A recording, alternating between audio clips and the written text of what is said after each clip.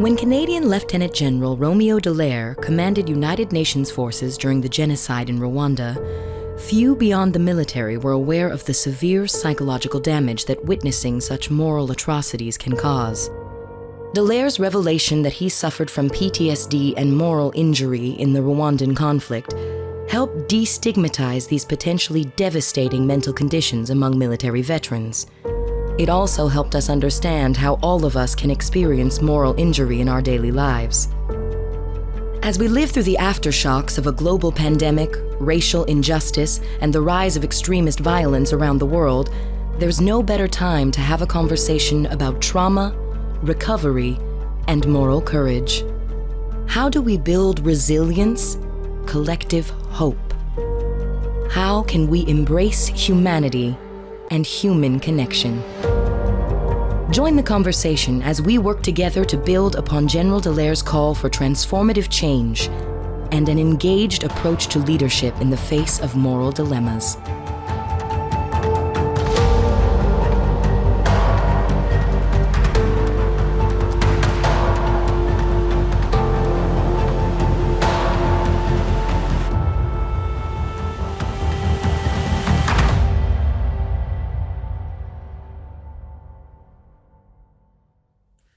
Hello and welcome, or welcome back.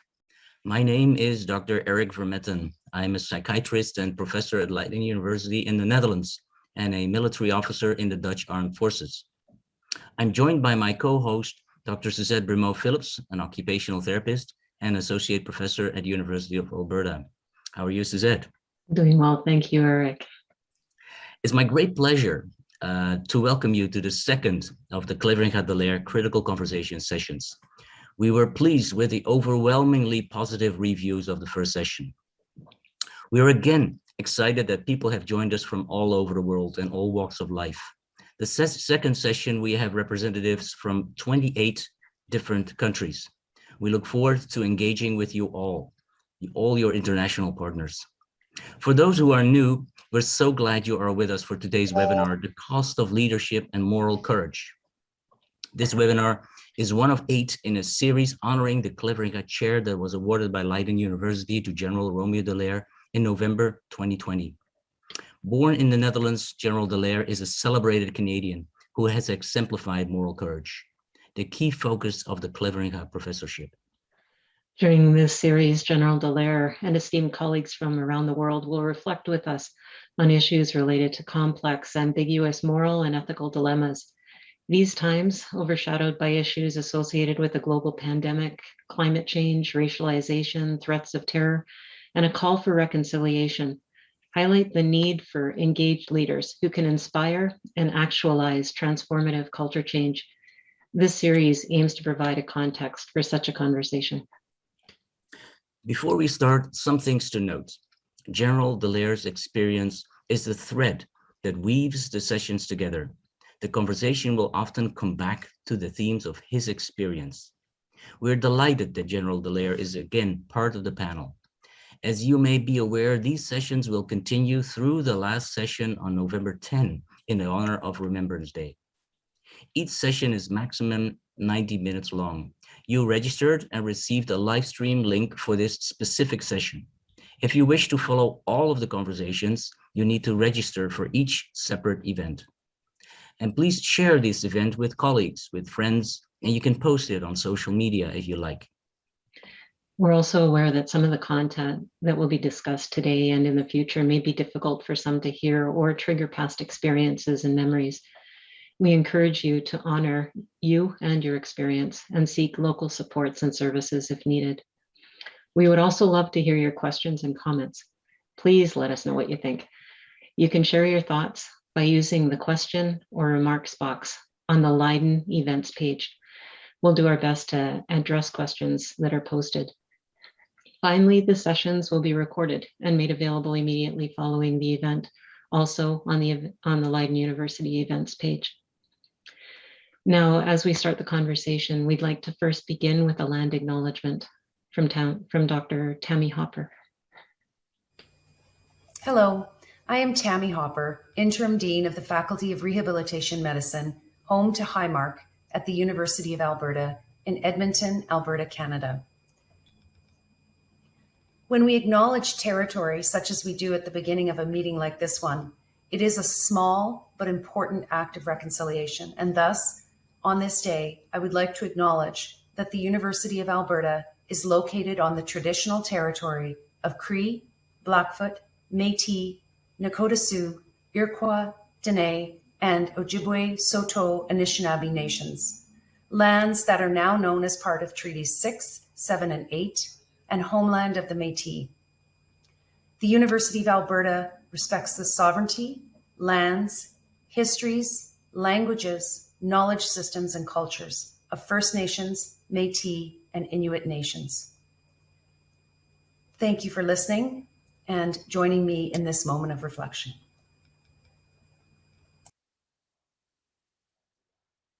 So we would now like to introduce General Romeo Dallaire, who will offer to us some opening remarks. Dear General, dear Romeo, may I give you the floor?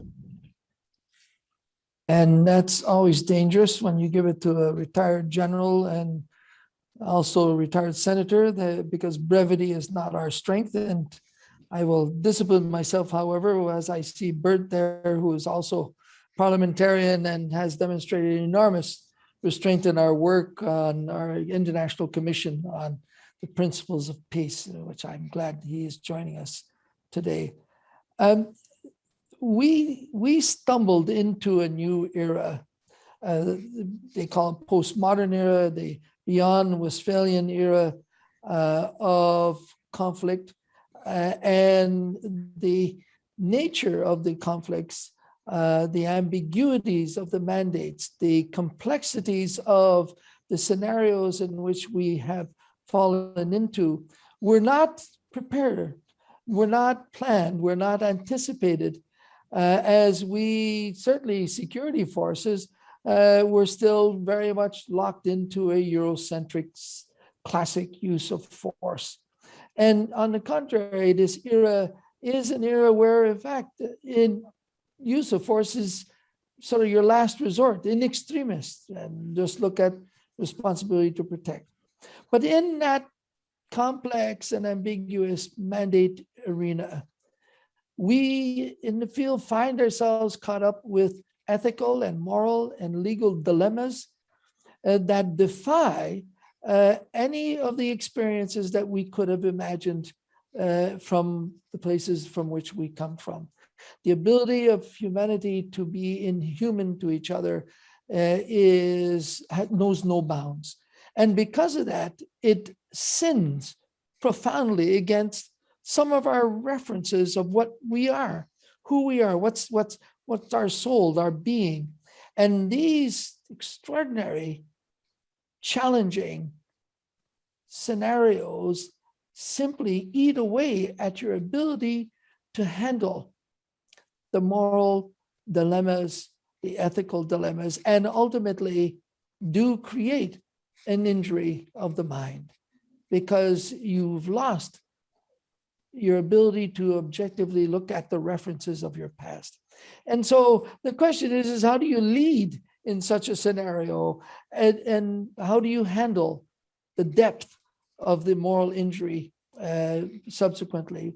Well, the first thing is you lead by the just and responsible capabilities that you have, and for those who serve with you and those who are trying to achieve the mission that you've been given. And that in itself is an extraordinary impetus to continue to ride the adrenaline of the mission. However, there is also a limit to that. There is a breaking point. There's a point where that simply won't sustain you anymore. And it happened to me when the war ended, and I saw the sort of attempts at normalcy that were coming back in, that the forgetting of what we had lived and seen, smelled, touched, that absence on the part of the people coming in just was too much to be able to handle. And I ultimately was not able to continue to command. And I took that decision to be relieved, because I had lost my sense of humor. I've lost my sense of perspective, and I believe I was becoming a risk to the mission. And so as much as you can handle, there is a point where being able to realize that you have people with you who assist you in realizing that maybe that point has been reached. And so I would argue that you can lead in these absolutely immoral scenarios, but you are suffering a very subtle and a vicious injury of the mind that is affecting you right down to the depths of your soul. And that at one point, that injury is of enormous impact and lasting. And so as my institute is working with veterans on how to do this research of attenuating that impact, of helping them prepare before, how we handle it in the field to sustain the leadership and the troops, and ultimately, how do we pick up the pieces afterwards and bring normalcy? I am overjoyed at the Canadian government finally looking at moral injury as a deeper and more profound injury than, PTSD, although both in the end, and I will end with this terrible statement, is that both are injuries that can be terminal. And the prevention of suicide is one of the gravest and most complex responsibilities of leadership in our era.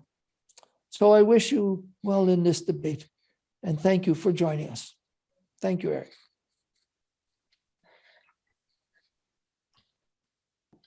Thank you, General, for these provocative and insightful preliminary remarks, setting the stage for today's conversation.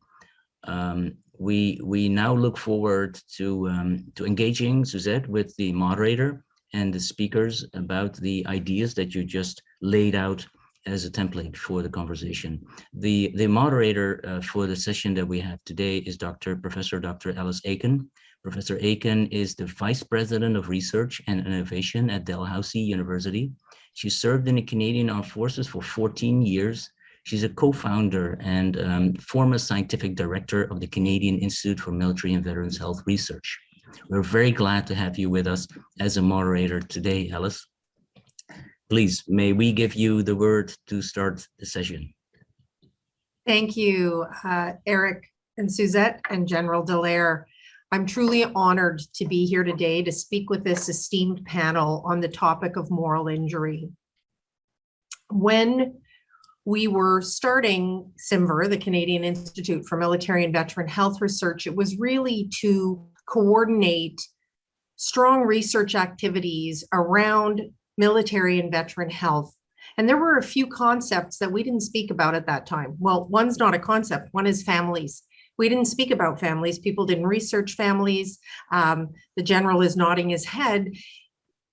Families, it was dependence, furniture, and effects, right? Families that changed over time, but families were not spoken about at the time. And that research has come leaps and bounds, and we're thrilled and proud of that. The other concept that hadn't come up was that of moral injury. And I really credit the general and others who brought that concept forward. And I am so thrilled to host this panel with three incredible people who have outstanding perspectives on this. And I'm going to ask them to introduce I'll tell you their names and what they do, but I'm going to ask them to introduce themselves, because no one can give you a better idea of what they've done than they can. So I will say who they are, and then I will turn to each of them individually to introduce themselves.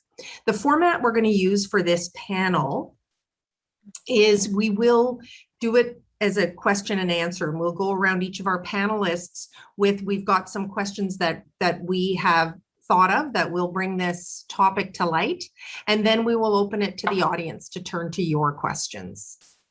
So our three panelists are Professor Dr. Bert Koenders. who works in the Faculty of Law at the University of Leiden, and his focus is on peace, justice, and liberty. Captain Navy retired Ken Hoffer, who was in the Royal Canadian Navy. He's a veteran and does some work with the Dallaire Institute, which is located here at Dalhousie University. And Deirdre Carbery, who's also a veteran and a gender advisor and served with UN and NATO forces. So I'm going to turn the microphone first to Dr. Koenders to introduce himself. Thank you very much. And thank you very much for the short introduction. My name is Bert Koenders. For me, it's an enormous honor to be on this panel with General Dallaire. To be very short about my own past, I'm actually from the world of peacekeeping and the world of politics. So a little bit like General Dallaire, he was just introducing himself as a senator, but of course he is much more than I, a military man, a general, and I've been head of 2 peacekeeping missions as a civilian, special representative as the Secretary General, they call this.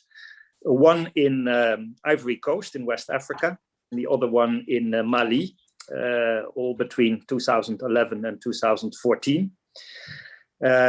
And I have been very much inspired by the work of General Dallaire, not only because he was talking about moral injury this morning, for you this morning, for us this afternoon, but also because I think it's absolutely key to see how he, as a I would say, principled pragmatist, is now working in a larger commission of which I'm also a member, and he was mentioning it, to look how we could rebuild peace building in a time of enormous moral injury, with no respect for international humanitarian law, with proxy wars, with a complete lack of any limits to war making in internal conflict. My second part, and we come to that back in the discussion, so I won't mention it right now. Mostly my life has been in politics. I've been the Minister of Foreign Affairs of the Netherlands, and also the Minister for International Cooperation. I've been a member of Parliament for 9 years.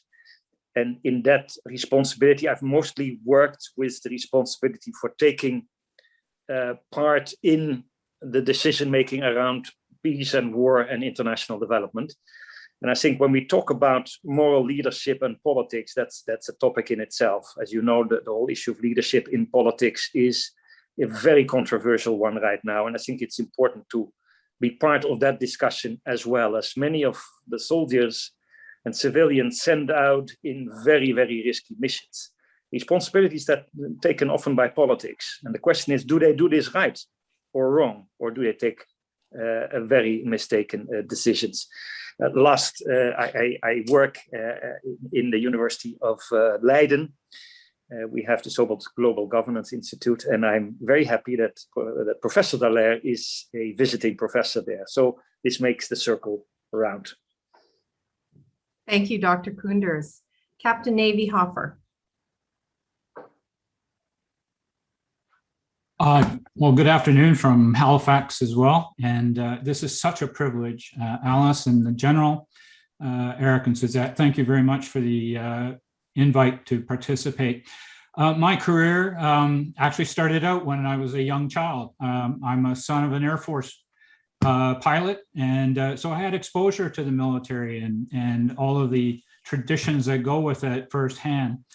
I decided I would join the Navy right after college, trying to find my way in terms of a career path.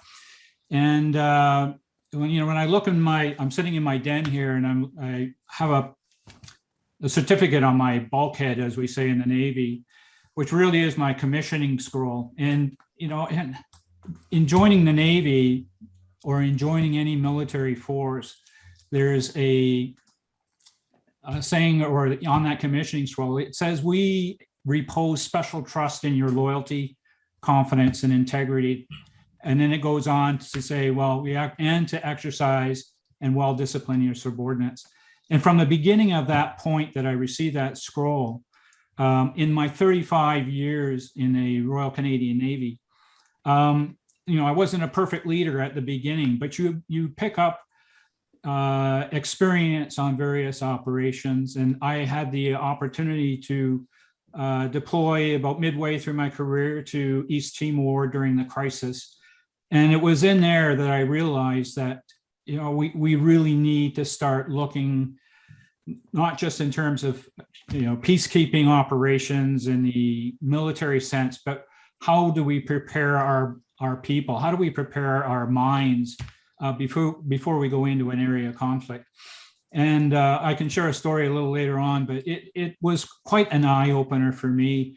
And throughout the rest of my career in the various command positions I had at sea and ashore, and ultimately that led to the future operation and planning for Op Apollo, which was our first rotation to Afghanistan.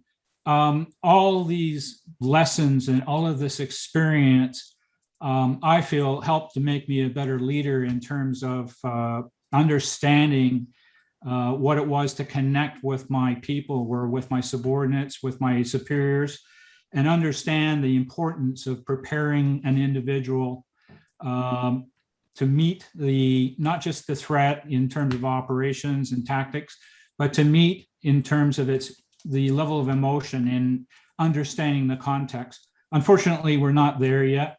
When I retired from the Canadian Forces or Canadian Navy in 2012, I got involved with veterans issues, and you know, in talking with veterans, and the general knows this, I'm sure Bert knows this as well, that there's some underlying issues that they still face, and it's not just the PTSD. We're very quick to put that label on it, but this festering wound, I put it, is continues to eat away at their moral fabric, and we haven't solved this problem of how to address it properly, I think. It was shortly after I started working with veterans, and I came across General Dallaire's program, in a program called Veterans Trained to Eradicate Child Soldiers, that I got involved with. And after doing the preliminary course, was privileged to go off and facilitate training of foreign troops, peacekeeping troops in Africa, Rwanda, Uganda, Sierra Leone, etc. And you see the same issues coming forward. People not understanding the mandate, or not, suffering through previous engagements or encounters with scenes and sites and activities or actions that they took that they're not terribly proud of. So this is quite an honor, again, to wrap it up, quite an honor to sit in and discuss these issues in greater detail. Thank you. Thank you. And Deirdre Carbery. Thank you, Alice. And again, to echo what Ken has said, a complete honor to join you in this discussion. And General Dallaire, you were very much one of the reasons, after stealing Shake Hands with the Devil out of my dad's bookcase when I was about 12 years of age. And that's really everything that was contained in that book was really what inspired me to look outside myself and to see how I could, I guess, serve my country and try and serve what many would consider in the military a higher cause. My name is Deirdre Carbery, and as Alice mentioned, I am a veteran of the Irish Defence Forces. I was an infantry officer. I served for 15 years. But in addition to that, during my time in the military and now outside, I'm also a gender and human security advisor. And what that means essentially is that it's my job to know people, to understand social dynamics, assess how power is distributed, I challenge bias and assumptions, analyze communities, and look at the different security threats affecting women, men, girls, and boys. And while the subject matter has been difficult, while it's been very uncomfortable at times, it's also given me what I feel is maybe a unique perspective, and certainly I hope to be able to contribute to today's discussion. I have delivered training and education to the Canadian Armed Forces, Urban Europe Peace Support Training School. I continue to deliver training and education to both the Irish Defence Forces and in the UK Defence Academy on gender and human security.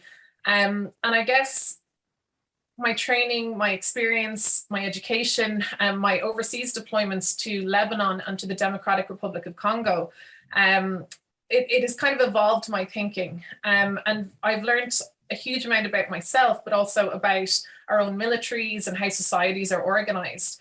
And I guess through my overseas deployments, I certainly feel I witnessed some of the very best, but also some of the very worst aspects of humanity in countries ravaged by war, ravaged by conflict, where sexual violence, poverty are issues. And I think there's so many commonalities with what we're facing around the world when we look at our troop contributing countries, when we look at our peace operations, and when we look at barriers to effective peace operations, that we certainly might be able to identify some actions we can take as individual citizens, but also some collective actions we can take as groups, as organizations, and societies as well, to overcome these barriers, and really look at how we define success in the context of peace operations, and essentially how can we do better. And that's really what I'm focused on at the moment. It's how we operationalize a lot of our policies, a lot of the training and the amazing training and education that we deliver in our training institutions, but very often we don't see this manifest itself in a positive way on the ground. I guess to echo as well some of what Ken has said, since leaving the military as well, I now work as a gender and diversity and inclusion advisor within our own veterans organisation, and here in Ireland, the Organisation of National Ex-Service Personnel. And like that, seeing how trauma is manifesting itself in very different ways, how women and men and individuals have had very different experience of their service, and how that is affecting them now in their civilian life. And I guess it's about providing equity of opportunity for those individuals to overcome that, but also to reach their own individual potential. And that involves not having a one-size-fits-all approach. In addition to that, I work as the chair of the Gender Equality and Women's Empowerment Panel for the World Health Innovation Summit, and we're responsible for progressing the UN Sustainable Development Goals around health, and again looking at overcoming barriers to equitable access to healthcare. And a lot of our work is centered on conflict-related sexual gender-based violence and intimate partner violence as well, and how this tears away the very social fabric of our communities and of society. So I'm delighted to join your discussions today, and looking forward to hearing the experiences of the other panelists. Thank you. Thank you, Deirdre. So I want to dive right in and start with a question, and I'll come to each of you in turn. But how do you understand moral leadership? What do you understand it to be? And what does leadership look like during moral dilemmas? So Bert, I'll turn to you first. Thank you very much for that incredibly difficult question. Let's be open about it, because moral leadership is not only difficult to define, it's even much more difficult to do. Let me just give you a few things that might help that discussion. In my view, it's not a list where you tick on what is morally good or morally bad. It has a lot to do with, your own positioning in a position of leadership, and the realization that you can constantly fail. And I did fail a lot in these peacekeeping operations. We had in Mali the highest casualty rate of UN Blue Helmets, and still the case. So how do you create moral leadership in a situation of limited means, enormous complexity? Let me mention a few things. One is not a lessons learned, but never underestimate evil. I think it's very important to say that. We are sometimes thinking, even if we see a lot of evil, that things are not part of the often wishful thinking you see in our operations. Secondly, put yourself always first in the eyes of those who don't have power, because they need you, not the people who you normally think in your own community or in your own group or even in your own leadership group. There are people who need your decisions. So you have to assume, I think in French there is a great word for that, assumer la responsabilité. The buck stops with you. That's not the same as arrogance. That's not the same as knowing everything. That's not the same as not consulting. But it's realizing that in the end, the buck stops with you, and that you must be willing, and I think that's one of the most difficult things, and I was definitely not always able to do that at all, is to not only let yourself be informed well, be not a know-all, inspire your people, but also be engaged in opposing them all when it's necessary and pay the price for that. Not because you want to rebel because you're a rebel, that doesn't make any sense. A compromise might actually be a very good outcome in a moral dilemma. It's not always either or. In many cases it is, but not always. And I would say that dare to oppose the community you're part of in the face of evil and in the face of mistakes that could be made. And that is sometimes extremely difficult because you pay possibly a high price. You might be wrong to begin with. And secondly, you might be lynched, so to speak, in the public arena of social media. I'm talking now also a little bit not only in mission, but also in my own political positions that I've had. You are part of a 24-hour news cycle. You are part of a community. You want to engage and you have to engage. You're not a loner, but you have to contradict when necessary.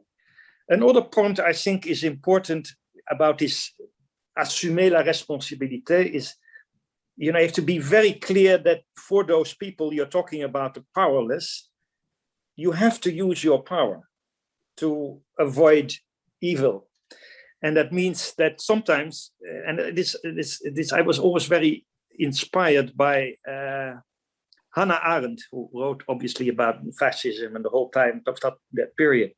I think it comes to leadership, and that's difficult. You have to be not only listening to your instinct and your consciousness and your moral compass, but you have to talk to yourself. You have to stand back a little bit in when there is evil and when there is a very difficult choice to be made, because we're talking about these ultimate decisions, isn't it? Of course, there are all kind of regular decisions in leadership and in governance and so on. But when it really comes there, you have to realize that you have to talk to yourself. And Hannah Arendt said always the two in yourself. It's the life you live and the standing back and talk to yourself. Is this the right decision? And even if it's to be quick, you have to stand back. And I have not always done that. It's an enormously difficult thing. Then you have to be able to stand in front of the curve.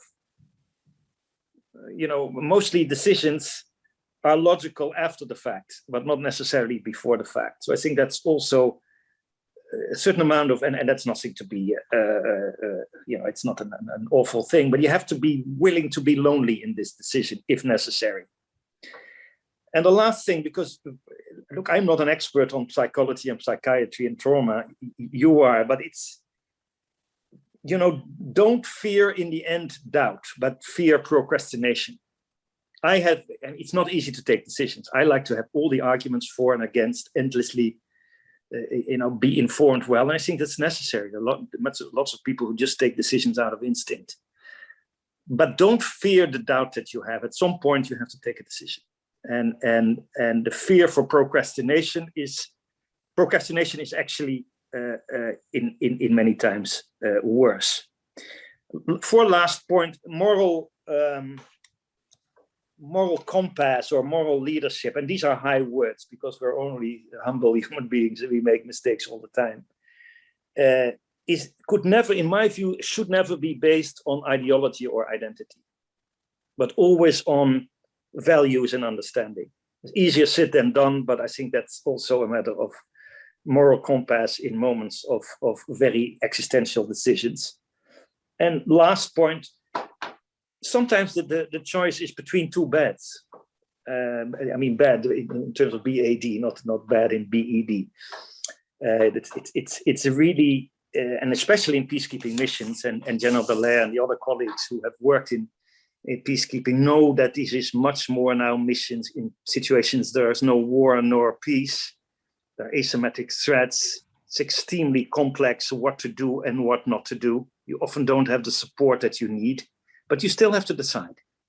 And sometimes it's a choice between two bad ones, and that should be realized. So these are a few things that I would say and form them together in a word that has been very well explained by the famous sociologist Max Weber in the last century. You have in German, the Verantwortungsethik and the Gesinnungsethik. And that basically means you have the ethics of good intentions. And you always have to have good intentions, hopefully. But much more important is the ethics of the consequences. It's much easier to say, I'm good, I'm bad, I have these great ideas, I'm based on identity or ideology or religion, and I have my moral compass. But I think always the big issue around moral leadership, and where you often fail, but try to be, is think through in sort of the battle through all these institutions we're in, be it in politics or in the military or at universities. There are never ideal circumstances, but you have to see, what does my decision do in terms of the consequences? That's the best ethic compass you can have, and that is not easy because there is always doubt about the future. Thank you very much. Ken, we'll turn to you. How do you understand moral leadership, and what does leadership look like during moral dilemmas?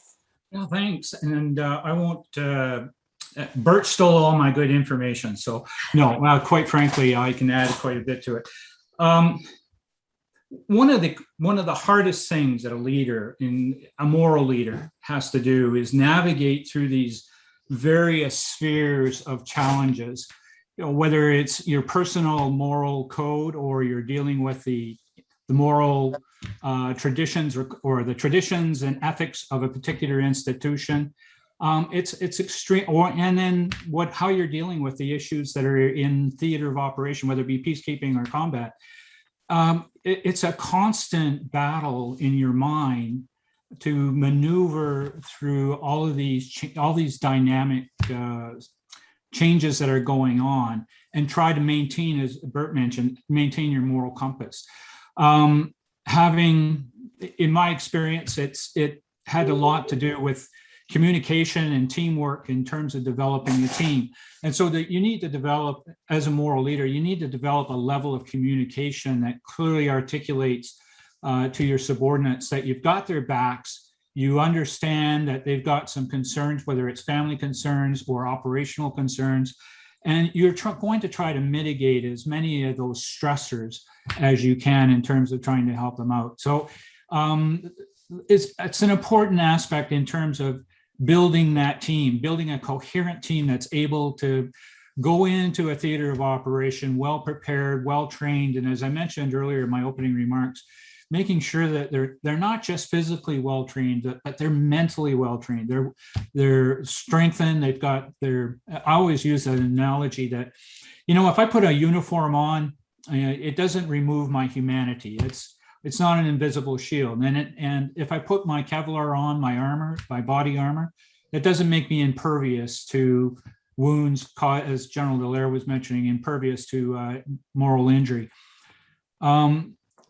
I've always tried to inculcate that into my subordinates and into my team before we go into a deployed operation. And unfortunately, as an ethical leader or as a moral leader, that's not always possible. A lot of Canadian, and I know that there are other militaries and other organizations that are out there that are being thrown into the lions without a clear mandate, or without clear direction, or without a level of response, a level of support in the background that helps them to not only cope operationally with equipment and maintain a certain high degree of readiness, but they're going in there virtually blind, morally blind, if you will, in terms of trying to try to do their job.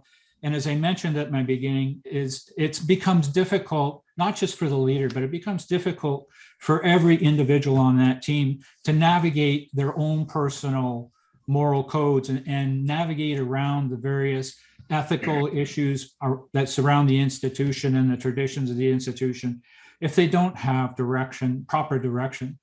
And so it becomes difficult then in the moral dilemma aspect. It becomes difficult to adhere to standards. It becomes difficult to respect a degree of professionalism that's required of every soldier, every sailor, every aeronaut, we use aeronaut now, in their operation.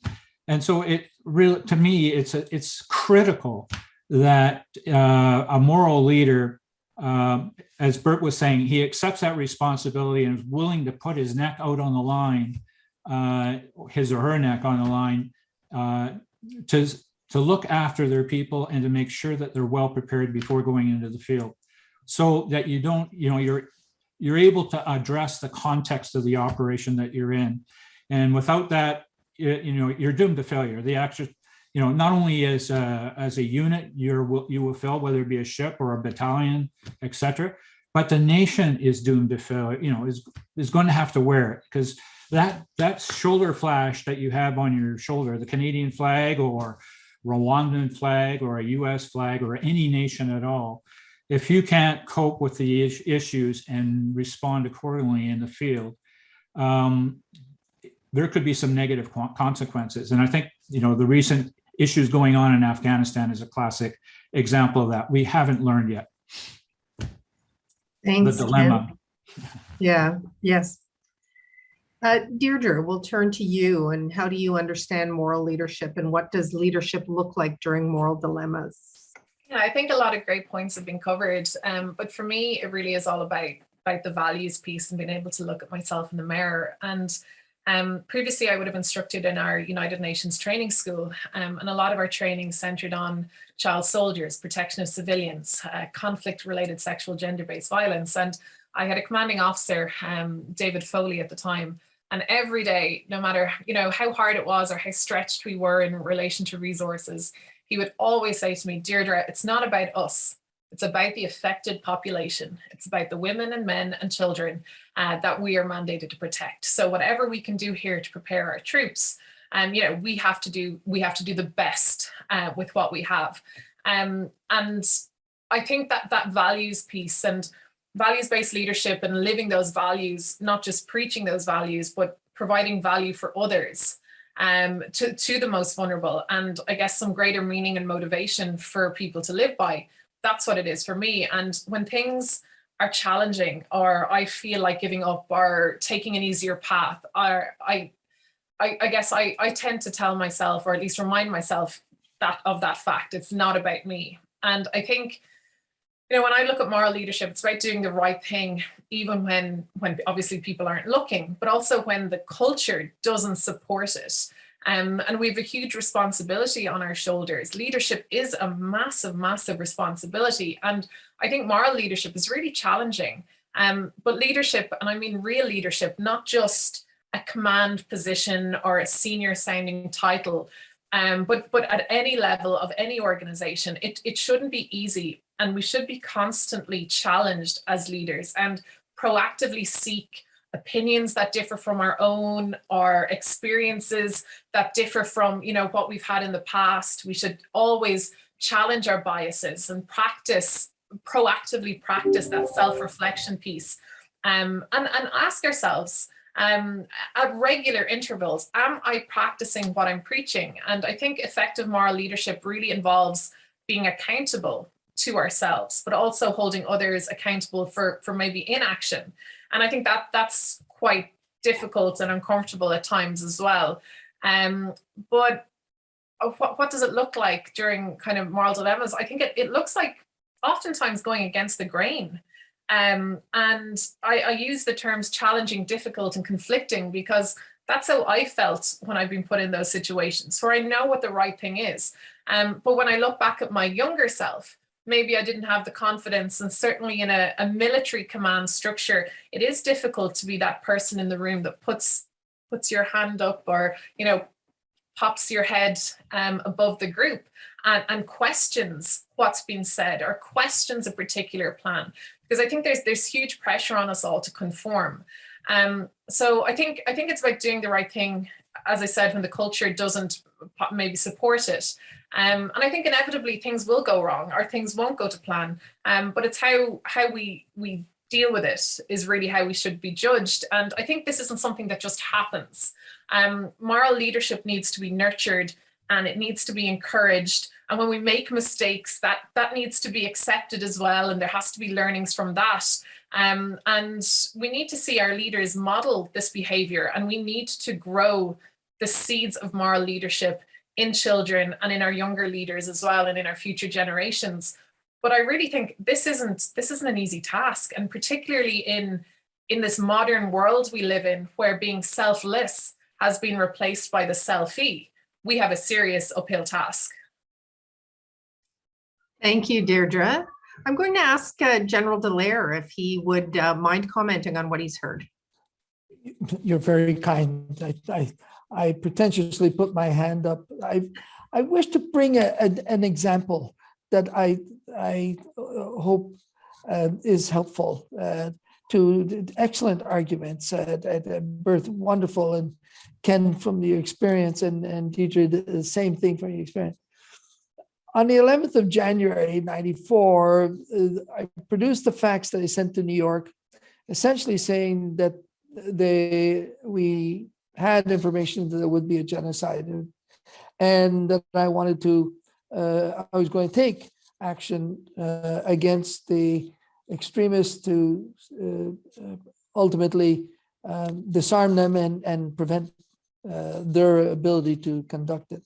And I got the fastest facts back from the UN ever that essentially said, no, this is not in your Chapter 6 mandate of using force. And so those troops were lent to you by countries under Chapter 6 cannot be used, and you must not, in fact, implement that operation, which was an offensive operation. Now, the moral question that I come to is that I could have stood up there on a Jeep, maybe a la Hollywood, I suppose people say, and turn to my troops and say, they don't understand, they don't want to give me the authority, I know this is going to be used against us, and so I'm out of here. I'm resigning on principle. And the question is that a moral decision? And in my estimation, if the troops are still loyal to you, you, by resigning, are essentially abandoning your troops in the face of the enemy. And in so doing, are undermining their confidence and ultimately their ability to conduct the mission. I'm not saying I was the best commander, but I was the one on the ground. They believed in me, and I had the responsibility to not just accept the decision, but to fight it to my last breath, which ultimately I did for 2 months, but then the genocide started. You cannot abandon your troops. You fight and fight and fight that authority to get what you fundamentally believe is correct in the decision in the field, no matter what the consequences of that ultimately will cause to you. You ultimately become irrelevant in that decision. It's the ability to sustain the effort to get the right decision for the moment and for your troops. Thank you very much. You're very kind. That's a fantastic example, and the ultimate goal of a leader is to take care of those they're leading, right? And that can sometimes put you in very difficult situations. And I'm interested to hear from our speakers if you have examples such as the general, but also what happens when your morals differ from the location you're in, or of where you are in the moment, if your morals are different from the morals of where you are. So Ken, we'll start with you. You're on mute. Yeah. I got it. Thank you. So a great example of that. Thanks for that segue. I go back to East Timor, and the mission was not really clearly articulated well within our op orders. It was supposed to be humanitarian, but it was also, because of the crisis, is support the defense forces. But we were there over a period of 7 months, and it happened to go over the period of Christmas 1999. And Canadians being, want to do well. It's a humanitarian operation, Christian society. We really want to help the children who had nothing, and we wanted to help the adults, for example, rebuild the schools, get the village market up and running, provide electricity, water, etc. When it came close to Christmas, we actually wanted to do the Santa Claus, typical North American Santa Claus with presents. And we went to the compound and we asked the village elder, we'd like to do this, have kids come up, sit on Santa Claus, all good for the photography, pictures for people back home showing all the good work we were doing. And we sat, as I was standing there and Santa Claus was getting set up, one of our crew members, a New Zealand chaplain came up and whispered in my ear. And he said, Ken, don't do this. Don't do this because it's just going to cause an issue. And I said, all kids love Santa Claus. And so there was a Canadian culture that was being imprinted on this society that was very, very simple and uncommercialized. And when I sat there, I said, do I do this? Do we continue on for the morale of my troops, for my sailors who want to do this because they're going to miss their families? Or do I listen to the New Zealand chaplain and New Zealand military chaplain and take his advice? I chose to ignore his advice because I wanted to make sure the welfare of my own people were taken care of, their morale. Well, we almost caused a riot. And children were stumbling over each other, and they were grabbing at gifts that we were giving out and food items, etc. And I had to put a complete stop to it. And so right there, I had a conflict of interest. And I felt, from a leadership point of view, I imposed my values on a culture that I didn't understand because we weren't properly trained and properly educated in what type of culture that was. The sad impact of that is my sailors were demoralized. They lost trust in me at that particular point, that they couldn't go follow through with that particular activity, and as a result, they felt completely demoralized, and they were missing their home and missing the opportunity to work with children that were there.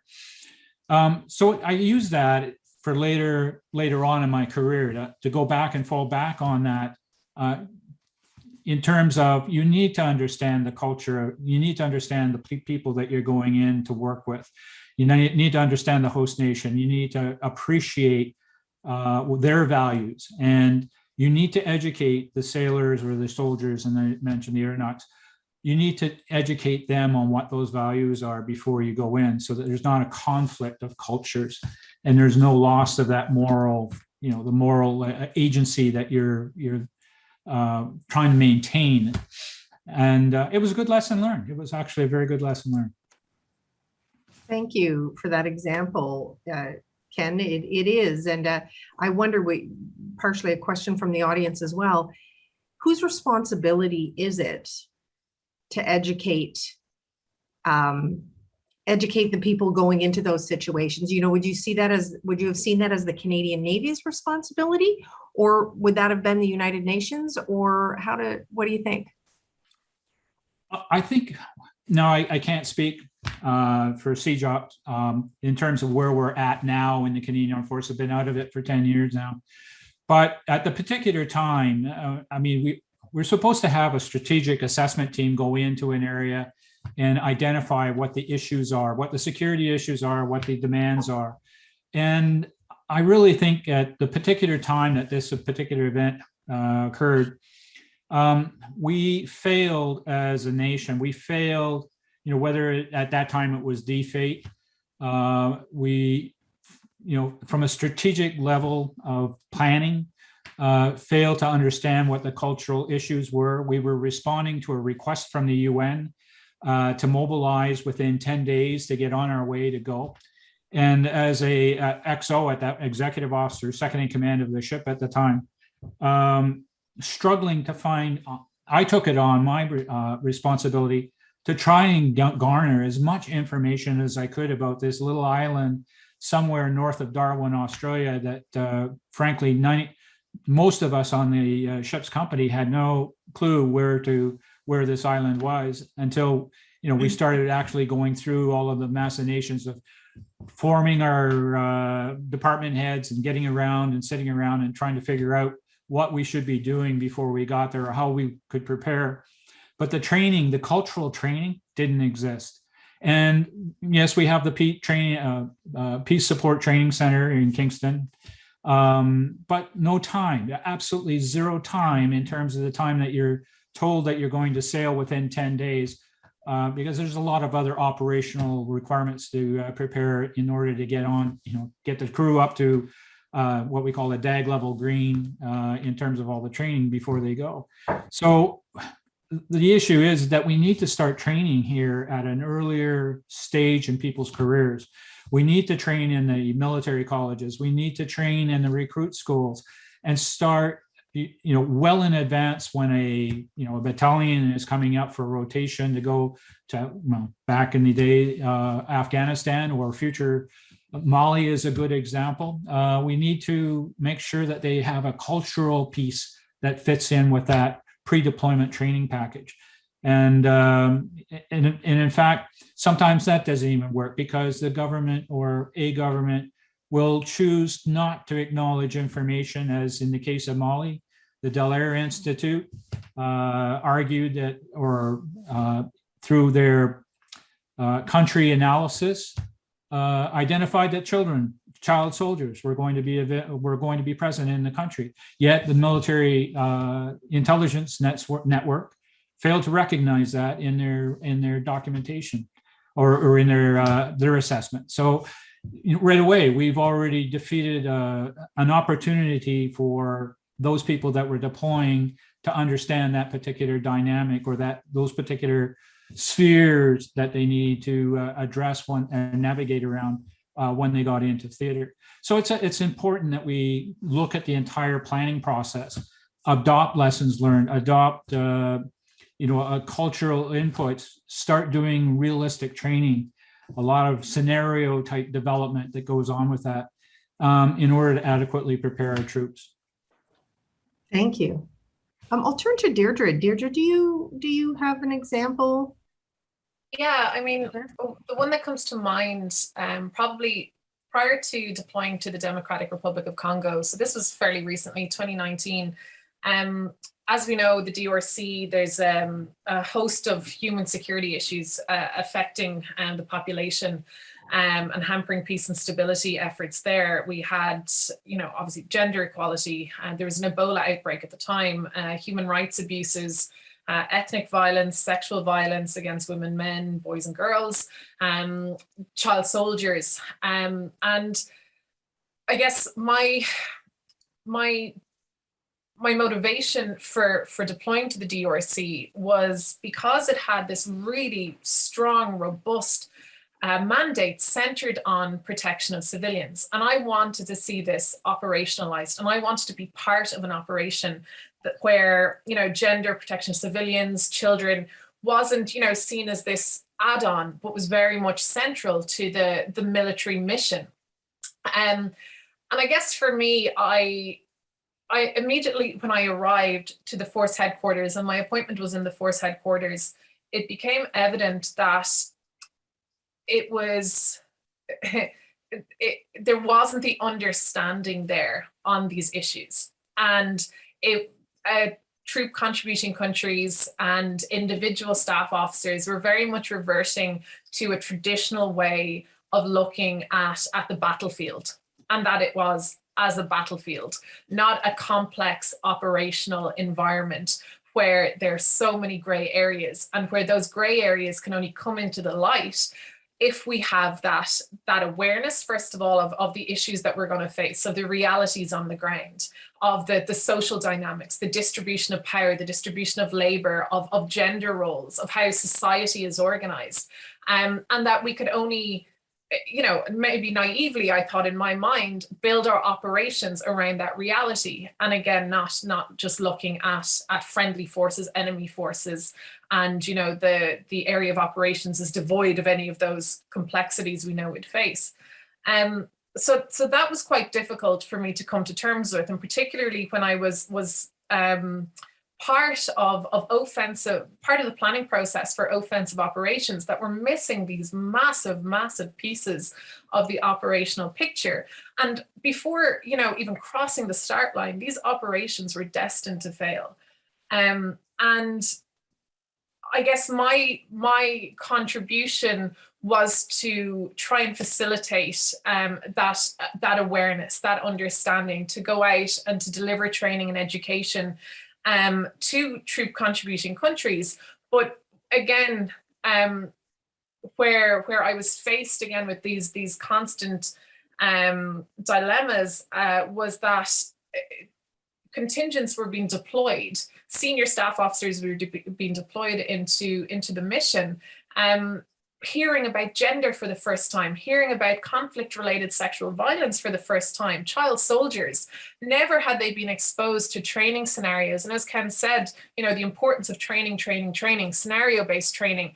From the very time they enter their militaries, that they're exposed to these realities, that we build in these complexities from the very start. Otherwise, they're not socialized to our militaries. And one particular engagement comes to mind where it challenged me personally, but it challenged me in respect to, how I look at peace operations. And one particular day I escaped from the force headquarters, and I went and deployed with a mixed tactical team out to a women's refuge, a refuge for women that had been victims and victimized by particular perpetrators, and the refuge was run by this formidable local Congolese woman, and it was essentially just this wooden shack out in the middle of the countryside, no furniture, no electricity, no running water, but was this beacon of hope for the women that sought refuge and sought medical support, very, very limited medical support within it. And our team spent the morning just listening. We sat and we listened to the women describe their attacks, their rapes, and the crimes perpetrated against them. And the afternoon, we brought doctors and psychologists. They provided emergency medical treatment and psychological support. But each woman recounted her story of how she was attacked and raped. And these rapes, looking at the map, looking at where we were, they all happened within about a 2 to 5 kilometer radius of a UN base. For one woman, the necessity to collect firewood, in order for her to cook and sell, to earn 5 cents that she needed, was weighted against what she knew was a very real risk of being brutally attacked and raped. And that was the decisions that these women faced every day. And this particular engagement, that opportunity to just sit down face to face and see the human face of fear, of suffering, of anger and betrayal, I became quite upset that day, because as well as being confronted with the reality, I guess for the previous 10 years, I've been involved in the prevention and response policies and strategies to sexual violence and conflict. I trained Irish and international peacekeepers on prevention, preemption, and response to sexual violence. And here were these women talking about these attacks as if they were inevitable. They had no idea who the United Nations were, and they didn't see us, as in the UN, as having any impact on their lives, either positive or negative. We just didn't factor in. So I think for me, going back to the headquarters after that day and looking at just how the operational planning process looked at the specific security threats affecting women, men, girls, and boys, looking at how we were actually implementing our mandate, looking at how we were measuring our effectiveness, I kind of came away from that as well and looked at maybe the UN were empowering countries to do jobs that they just weren't capable of doing, and doing the only thing that I knew how to do, which was awareness raising putting the hand up during, order sessions. And as a junior captain, in a force headquarters, that was hard to do. Certainly my confidence grew as my time in the mission grew. But it wasn't an easy place to be in. And, luckily I was able to kind of join alliances with similarly minded people and try and do what we could as a small cohort to influence some of what we saw as needing to be addressed out in the mission area. But that for me was the reality, I guess, of a mission, and particularly of a UN mission where there's a constant rotation of troops, even where we got this amazing engagement and traction with a particular TCC, and really what raised awareness and look at kind of building up their capabilities in relation to engagement and their understanding of conflict-related sexual violence and what they could do as a force. We were starting back at zero again, 6 months later or 12 months later, as soon as that unit rotated out. So that's difficult, and that was something I continue actually to find it hard to reconcile. But I guess it's also what's driving me to continue this work and to do better, and this belief that actually collectively we can do better. But the collective we, as individual citizens, but also UN member states and the UN itself, we need to look at, are we really doing the best we can do, or are we just making do with those that are maybe just available to us? And now, I guess I now see the reality that the UN has to make do with the standard of maybe force that they are given, or that is made available to them. But naively, or maybe not, I think if we're not doing the right thing, then maybe we shouldn't be doing anything at all, because I think we can cause a lot more harm by just paying lip service to these really, really critical, important issues. And Bert, what about from your perspective, from a diplomatic perspective, is the preparation sufficient? Can it always be? Is this part of what's leading towards moral injury? Yes and no. It's the honest answer when I think about it. Yes, in all aspects, and the colleagues have mentioned that much better than I can do it. Preparation can be much better on all these scenarios for protection of civilians, of women, of intelligence sharing, on how you prioritize it in a mission, how you build scenarios, how you do it with the troop contributing countries before they go into a mission, but also when they're after that, because they have to work with different nationalities. There has to be an enormous investment in military-civilian relationships that is in different countries very complex. So my answer there would definitely be yes. And there are many ideas around to do that, and we have to do it. There is a no side to it as well, in the sense that training is a crucial element. But my worry, and you asked me as a diplomat, I don't think I've ever been a diplomat, or maybe I did, I don't know. I don't know if it's a good or a bad thing. A diplomat is good in the sense that you try to seek convergence. But what just my colleague said, from her experience in the DRC, I think we have to be a bit harsher to ourselves as UN, as international community, as people who want to do the right thing. Because she was right. My history in the DRC is in 2004, when we trained the military in Congo on sexual violence. These were the men that were trained, because the men were actually the perpetrators. They were the ones who, had to be spoken to. I remember sitting in some of these old halls in the eastern part of Congo, and these were very open, very awful conversations, why also these men who had raped many women had actually done this and why, but the advantage was that it was very open. So there was also a training element to it. And the reasons why this happened were also clarified by social, anthropological, marginalization, and gender relationship. Dr. Mukwege, who is now the Nobel Prize winner, after all, who did this magnificent job in Congo of helping these women, giving them again self-confidence, and skills and getting them back into society against all odds. How can it be that this is, we're talking about 15, 18 years ago? And my sense is here that except for the things we can improve, and that's what, colleagues mentioned as protection of civilians as a key element for a peacekeeping operation.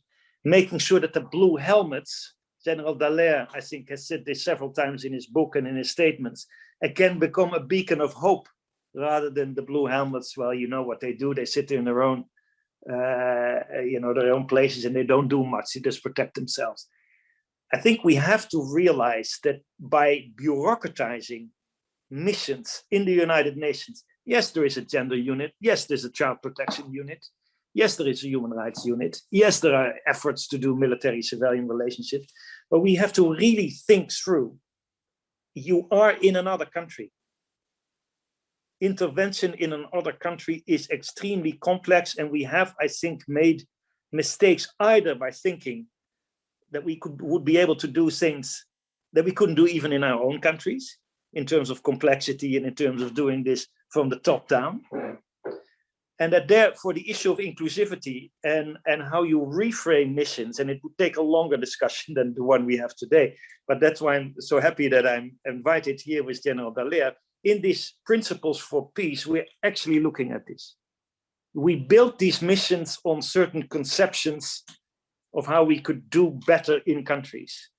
But in fact, when it comes to inclusivity, when it comes to mediations of the people with the guns, with the long-term aspects, we haven't incorporated. And my fear is, and my call would be therefore, that now the experiences, the horrible experiences of Afghanistan, where we still have to get a lot of people out, but where actually we don't care very much for the people who stay, because that's the reality I see today in terms of the humanitarian consequences. And in Europe, to be very honest, and not now as a politician, the first reaction is let's stop migration, rather than thinking about the fate of the people in Afghanistan themselves.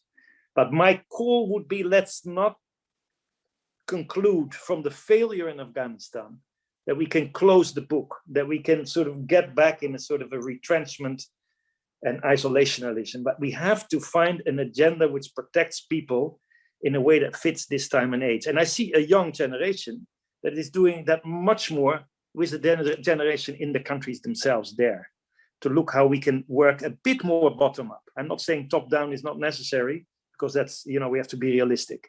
But that new framing of working for the protection of children, of women, and of inclusive peace agreements is not just, something that is up in the air. It's definitely not impossible. We have good examples. I mean, my first experience ever in peacekeeping operations when a general was leading the forces in Rwanda, I was just a young kid working on a peacekeeping operation in Mozambique. And Mozambique is now very difficult, but it's a very successful operation because we had realistic goals. We worked constantly from the set of terms of the realities and the culture of the country itself. And frankly, and that's why I was so glad that General Dallaire was saying that, when you have a deaf New York and a dysfunctional Security Council, then sometimes, yes, it's better not, of course, from the ethics of consequences to resign, but to stand for the people that you're working with. Thank you, Bert. It is our time to open the questions to the audience. So while you're thinking of any questions you may want to ask, I'll ask General Dallaire if he has a comment that he'd like to add to what we've just been speaking about. The discussion is most worthy of the problem that we have, in as much as how can you lead within a scenario where the moral dilemmas can be overwhelming, and leading where you, and I'll use it in a pejorative sense, innocently stumbled into scenarios that create moral dilemmas, that you find yourself ultimately really holding yourself accountable and if not guilty of having initiated, and particularly when it results in terrible casualties or failure or so on. So these situations as much as you will try to predict them, we are still learning how to function in these complex and ambiguous scenarios. We are still ad hocing things. We're still on-job training. We're still crisis managing, barely grasping lessons learned on what is conflict resolution in an era where so many factors are playing out at the same time. So many disciplines, so many different agencies are on the ground at the same time. Where an over dependence on security forces and overcommitment to security forces can at times, in fact, be detrimental to the success of the mission. And how do you stand there as the leader? I'll end with this following comment. You know, an ethical and a legal, let me put it this way, a legal decision can be immoral. In fact, a legal decision can be unethical. And so with risk aversion that exists so much today, imposed by bureaucracies that are risk averse, imposing that on politicians who are self-interest dominated in many cases, however, also risk adverse. In the field, how can you implement in a scenario like that?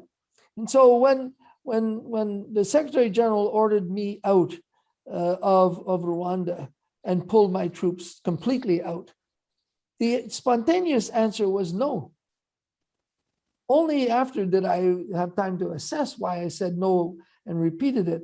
And it was no because although it was a legal order and turned me into a rogue commander, it was immoral because we had over 32,000 people under our protection, and we had seen that one contingent pulled out without orders and 4,000 were slaughtered within hours. And so handle that debate and be prepared for the consequences of it. And I think that what Bert said very, very, very, very magnificently in regards to the responsibility of decisions and the ultimate holding of that responsibility. That's sometimes where the injury and your self-doubt and assessments start eating away at you. And so it is a complex scenario. Thank you for that. Thank you, sir. So, you know, in our last 5 minutes, you know, we have people here today who are our future leaders. And what one piece of advice, and I will start with Deirdre and go around our table. What one piece of advice would you offer to those future leaders about moral leadership and moving forward?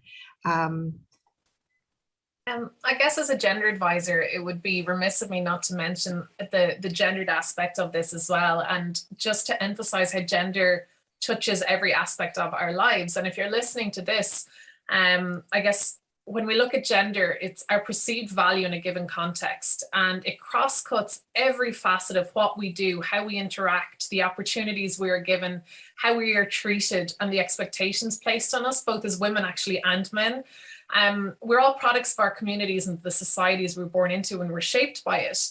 So what I would ask anyone listening, our future leaders, our current leaders, people who don't even consider themselves as leaders and are just trying to do the right thing, is try and examine and confront your own maybe biases, and try and reflect a little bit on yourself, how you have been shaped, what has influenced you. And I think that really getting in touch a little bit more with yourself can assist you, I think, with identifying, you know, who you are, what drives you, and ultimately then when it comes to those decisions, when it comes to looking at the affected population, when it comes to looking at protection of civilians issues, when it comes to looking at the complexities with operational environments. That might assist us a little bit with breaking down those barriers, breaking down and confronting those biases and stereotypes, and looking at the reality actually of what's faced, of what we're facing. So that's probably what I would encourage people to do. Just a little bit of self-reflection and a little bit of a self-examination. Thank you, Deirdre. And Bert, what piece of advice would you offer for those coming after in your career trajectory about moral leadership? What one piece of advice? Well, I think actually the best advice was just given. Listen to yourself also. But look, moral leadership, again, it's not a checklist. First of all, I think you have to be inspired by what you're doing. Don't give up. Don't think the world is too big. Don't think it's too far away. Don't think you can change things. Don't think it's too complex. Yes, it is. But in the end, morality you do in the reality of things. So there is a certain, get yourself into a sort of a principled pragmatist. Have your ideals and think through where your niche is to contribute. That can be in many different areas. But think through where you feel at home, where you are really committed through, and try to be honest about that it is a fight. It's great, and the adrenaline sits into the complexity of things and trying to find a way of responsibility forward. Be able to deal with stress and assume responsibility. But the most important is whatever you think through, the ethics is something that comes very secondary these days. We're all, clients and consumers and 24 news cycles and positioning. That's all fine. Forget about all that. It's all gone. It's important for your day-to-day life and your pleasures and so on and so forth. But I go back to Hannah Arendt, and I just read about it. I never knew about this whole thing, how she was talking about your inner voice. Basically, you live and you talk about your life with yourself. And if you do that around the ideals that you want to work on, then I think you feel most at home in moments that it becomes very difficult. And that the choices are there to be made at that moment by you. Thank you, Bert. And Ken, final word to you. What advice would you offer to those coming after you about moral leadership? Well, this is going to sound kind of unusual, but one of the things I've picked up from some of my mentors, read voraciously, start understanding, try to appreciate what the human condition is, read the classics, read leadership, study these individuals who have gone through the same process, get a feeling for what their emotions are, what their compassion is, what their humanity is. By doing so, you're learning to communicate those same traits back to your subordinates or to your team. And then also try to examine both sides, whether it's, you're confronting somebody about vaccines on the state, try to understand, put yourself in their shoes, try to understand their position on it rather than make conflict out of it, but understand the human condition. Thank you very much. I feel like this panel could stay chatting all evening and we would not run out of things to say and be of great interest to our entire audience. Unfortunately, I have to turn the mic back over to, not unfortunately, Eric and Suzette are great, but unfortunately our time has come to an end and I do have to turn the microphone back to them. Please let me thank Professor Dr. Bert Koenders, Captain Navy Ken Hoffer, and Deirdre Carbery for all of the work you do, for imparting your outstanding advice. And of course, mon général, le mot final pour vous. You're very kind, and 30 seconds if I can. There is depth to moral references, your inner self, as Bert has expressed so clearly, and learning about it from others. There is an angle that is lost on us often in, I'm going to use the term spirituality, not religion, but as such, but the spiritual depth what is essentially the soul that's guiding you?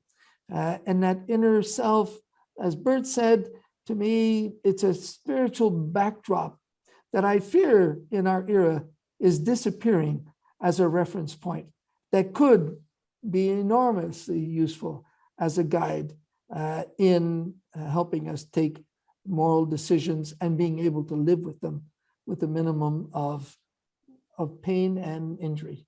Thank you. Thank you. Eric and Suzette.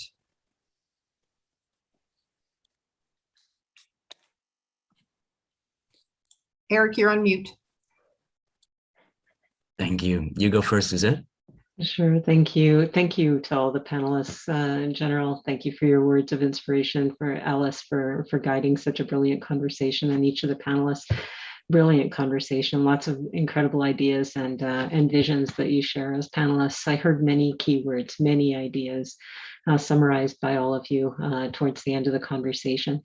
But lots around a choice of a leader, what it takes to serve a higher cause, assuming responsibility, knowing the mission, knowing the impact that that mission can have, being prepared for it, and training others to be prepared and to walk into the realities of what that situation might look, what might call out of any one leader, and really doing that self-reflection, taking that time to know oneself, to know one's soul, know one's heart, know one's mind, and where the moral compass comes from, and how that can be pressed upon in times of real calamity, or in those choices, as Dr. Koenders talked about, in terms of the choice between the bad and the bad.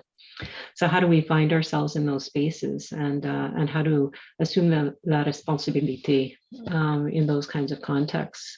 So really that poignant point about looking at those situations that are really difficult, the importance of taking time to prepare, to inspire, to be a model, to stand in front of the curve, to be willing to be lonely in those decisions.